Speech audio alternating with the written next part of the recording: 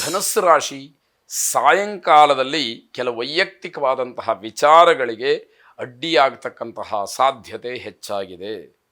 ಹಾಗಾಗಿ ಸಾಯಂಕಾಲದಲ್ಲಿ ನೀವು ಬಹಳ ತಾಳ್ಮೆಯಿಂದ ಇರಬೇಕಾದಂಥದ್ದು ಅತಿ ಮುಖ್ಯವಾಗುತ್ತೆ.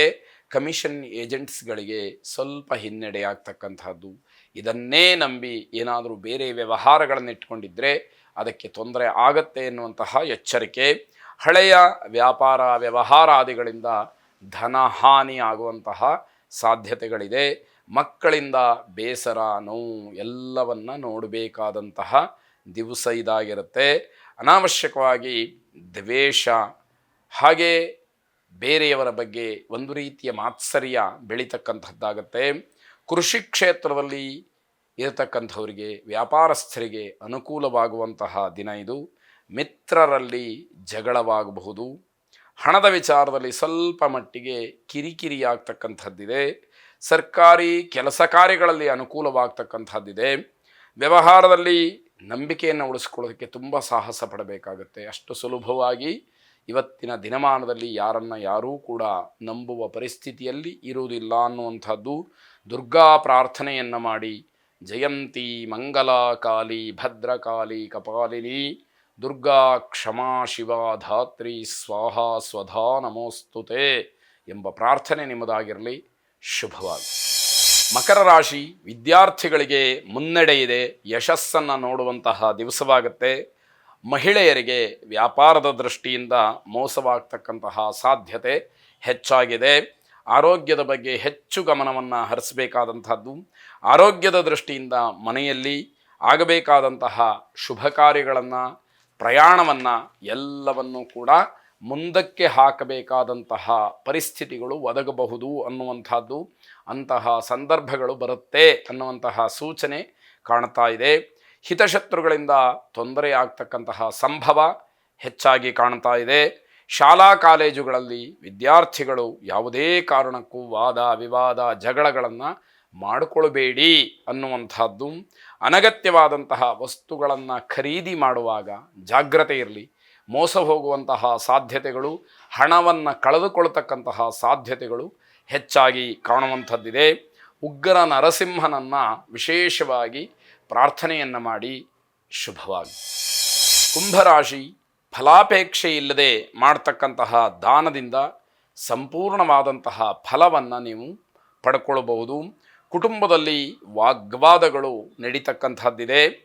ದಾನ ಧರ್ಮ ಇತ್ಯಾದಿ ವಿಚಾರಗಳಲ್ಲಿ ಆಸಕ್ತಿ ಬಂದರೂ ಕೂಡ ಏನೋ ಒಂದು ರೀತಿಯ ದುರಾಲೋಚನೆಗಳು ಜೊತೆಯಲ್ಲೇ ಬರುತ್ತೆ.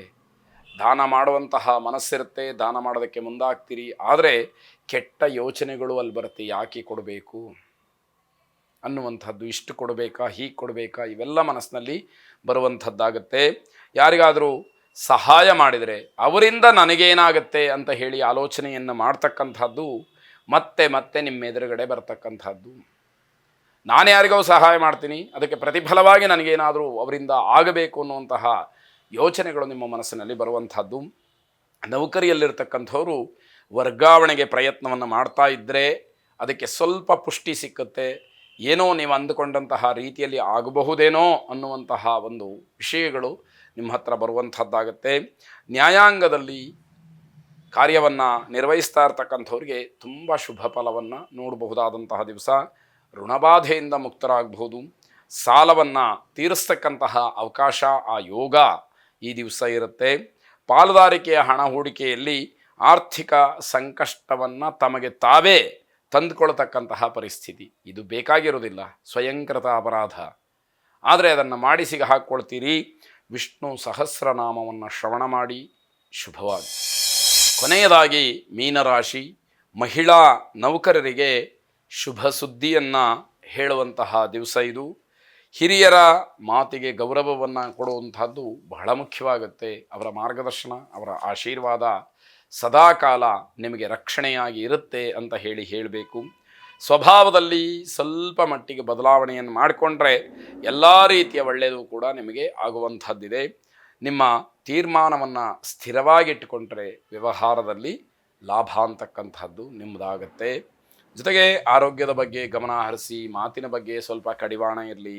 ಹಿರಿಯರ ಕೋಪಕ್ಕೊಳಗಾಗ್ತೀರಿ, ಅವರ ಮಾತನ್ನು ಕೇಳದಲೆ, ಅವರ ಮನಸ್ಸನ್ನು ಗೆಲ್ಲದಲೆ, ಅವರಿಗೆ ವಿರುದ್ಧವಾದಂತಹ ರೀತಿಯಲ್ಲಿ ನಡ್ಕೊಳ್ಳುವ ಹಾಗೆ ನೀವಿರ್ತೀರಿ ಅಂತಕ್ಕಂಥದ್ದು ಮಕ್ಕಳಿಂದ ತೊಂದರೆಯಾಗುವಂಥದ್ದಿದೆ. ವಿದ್ಯಾರ್ಥಿಗಳು ಬಹಳ ಜಾಗ್ರತೆಯಿಂದ ಇರಬೇಕು. ನಿಮಗೆ ನಿಮ್ಮ ಓದಿನ ಬಗ್ಗೆ ಆಸಕ್ತಿಯನ್ನು ಬಿಟ್ಟು ಬೇರೆ ವಿಚಾರಗಳು ಗೌಣ ಅನ್ನುವಷ್ಟರ ಮಟ್ಟಿಗೆ ನೀವು ಸಿದ್ಧವಾಗಿರಬೇಕು. ಇಲ್ಲದಿದ್ದರೆ ಹೊರಗಡೆ ಕೆಲಸಕ್ಕೆ ಹೋದರೂ ಕೂಡ, ಮನೆಯಲ್ಲಿ ಇದ್ದರೂ ಕೂಡ ಮಾನಸಿಕವಾದಂತಹ ನೆಮ್ಮದಿ ಯಾರಿಗೂ ಕೂಡ ಇಲ್ಲದೆ ಇರತಕ್ಕಂಥದ್ದಾಗುತ್ತೆ. ವಿದ್ಯಾರ್ಥಿಗಳು ಮನಸ್ಸನ್ನು ಕೇಂದ್ರೀಕರಣ ಮಾಡಿ ಹೆಚ್ಚು ಹೆಚ್ಚು ಓದುವಂತಹ ಅವಕಾಶವನ್ನು ನೀವೇ ಕಲ್ಪಿಸ್ಕೊಳ್ಬೇಕು. ಇರತಕ್ಕಂತಹ ಸಮಯವನ್ನು ಸದುಪಯೋಗ ಮಾಡಿಕೊಳ್ಬೇಕು ಅಂತಕ್ಕಂಥದ್ದು ಬಹಳ ಮುಖ್ಯವಾಗುತ್ತೆ. ನಿಮ್ಮ ಗುರುಗಳನ್ನು ವಿಶೇಷವಾಗಿ ಪ್ರಾರ್ಥನೆ ಮಾಡಿ. ಗುರುರ್ ಬ್ರಹ್ಮ ಗುರುರ್ ವಿಷ್ಣು ಗುರುರ್ದೇವೋ ಮಹೇಶ್ವರ ಗುರು ಸಾಕ್ಷಾತ್ ಪರಂ ಬ್ರಹ್ಮ ತಸ್ಮೈ ಶ್ರೀ ಗುರವೇ ನಮಃ ಎಂಬ ಪ್ರಾರ್ಥನೆಯನ್ನು ಮಾಡಿ. ಶುಭವಾಗಿ.